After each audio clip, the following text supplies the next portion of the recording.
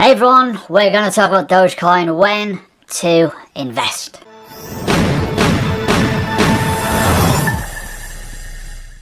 Hi everyone, welcome to the channel. If you are new, please do subscribe, hit the bell button, leave a like and leave a comment. It obviously does help. So, I need to talk about it because people are asking about it. Dogecoin, when should I buy? My Facebook group, link below by the way, Telegram group, all those sorts of stuff below. Seriously, a lot of the questions are Dogecoin, when should I buy? Should I buy it? I really like this coin, I want to buy it. I'll talk about it, I'll go over it. Its origins, possible places where you can invest safely and understand how market cycles work. This is a meme coin. It's not the greatest in the world, I will be honest with you. The reason being, it just pumps massively and it gets a lot of interest. It always has, always will. So that's why you need to be very, very careful. But a lot of educational value in this video because I'm going to go over some things that I look at in coins. I'm going to also look at certain levels so you can understand where things can go and retrace and where you could potentially find some demand areas where maybe it might be safe to invest in. But personally, my honest opinion, I'd give it a wide berth for now, let it all cool off. But there's a tactic to make money with Dogecoin and I'll explain it. So we'll go over the basic details of it, right? It's a very, very, very, very, very, very, very high supply coin. You can already see this. It also brings out coins all the time.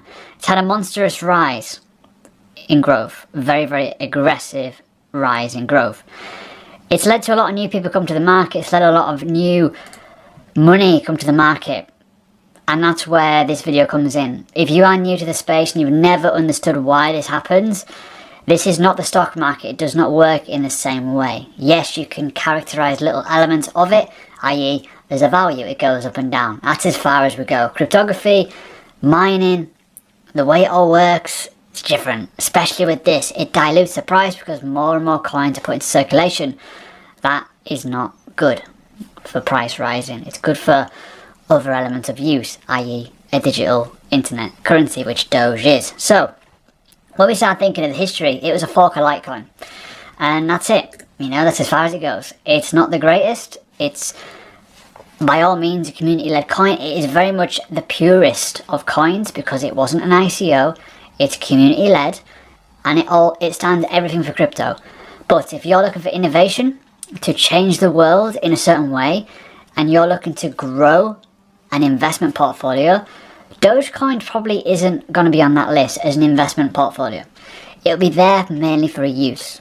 If you want to move money around or send money to someone, that's what it's there for. It's a peer-to-peer digital currency that enables you to send money easily online. That's it. If you're looking for innovation, this is not it. Sorry, that's just the way the cookie crumbles with my viewpoint on it. But I love it. I love it for what it is or what it stands for. But would I ever consider it as an investment? Probably not, no. Unless, and I'm going to explain why, unless it goes incredibly low and there's opportunity to make money on it, which is what I'm going to tell you about. When you start thinking overall, website, yes, lovely, but you can mine this, you can do all kinds of bits and pieces with this essentially very, very easily. You know, you can still make passive income on it, not much, but you can still get Dogecoin for free, which is like, well, you know, that's the kind of thing that we're at here. This is a pure cryptocurrency, which is kind of cool. So, in terms of wallets and stuff, you can get started with wallets. It's a simple little plug in and play, off you go. It's very, very old school, and that's why I kind of like it. But let's talk about charts. We'll talk about the BTC chart first. And what I say with this is, when the dominance is at its highest, Dogecoin, if it is low, and I mean low, there's always an opportunity for a pump. We're talking here, look at where it's been in the past. We could actually, tell you what we'll do, go to the weekly time frame, we can look at the historic value here. Can you see what I mean here? It historically pumps. This is where the money is. It's not a long-term hold, it is an opportunist coin. Always has been, probably always will be the way it is. That's just how it goes.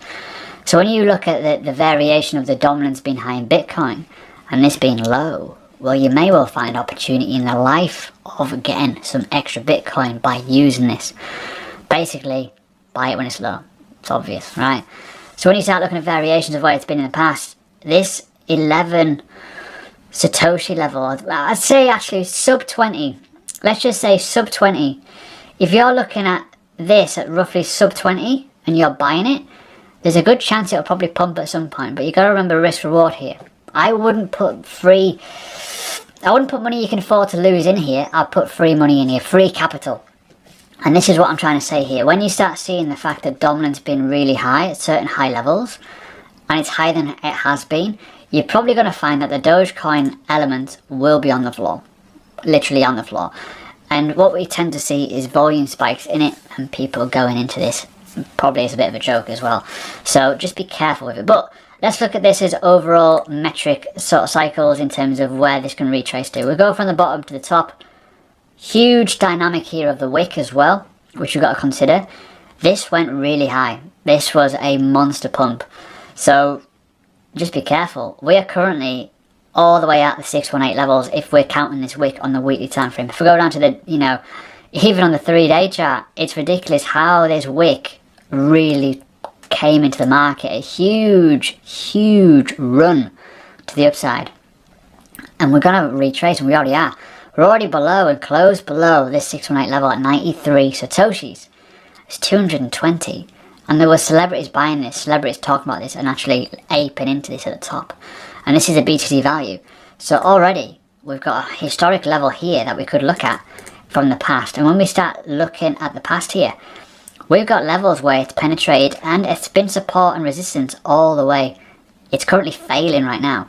So we've got to be careful with this level. We've got to be really careful with this 93 Satoshi level.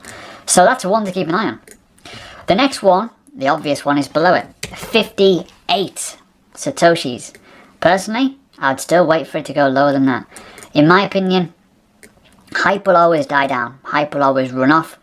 And there was people that were actually betting me one BTC that this would go to $1.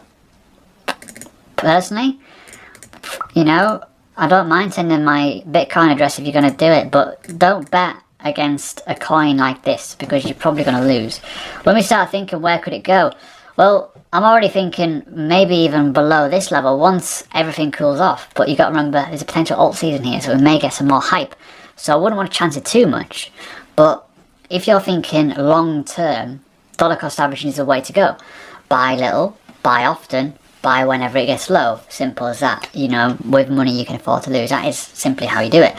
But for me, when you look at the history of this coin, where does it always go down to?